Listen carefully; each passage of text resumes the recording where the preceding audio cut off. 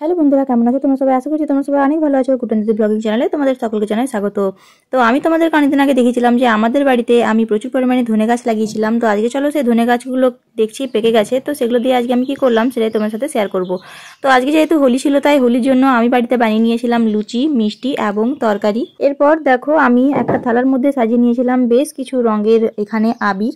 এরপর আমি চলে গেলাম আমার বাগানে, আর বাগানে গিয়ে দেখলাম যে ধনেগুলো অনেকটাই বড় বড় হয়ে গেছে, যে দেখতেই পাচ্ছ।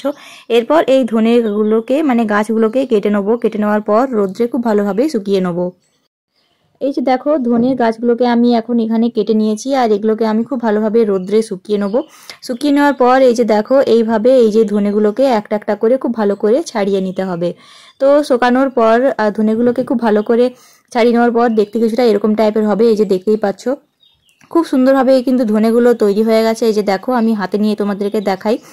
এখন যেটা করব, এই ধনেগুলোকে ভেজে তারপর গুঁড়ো করলেই ধনে গুঁড়ো তৈরি হয়ে যাবে, আর এটাকে তোমরা এরকম গোটাও রাখতে পারো পরের বছরের বীজের জন্য।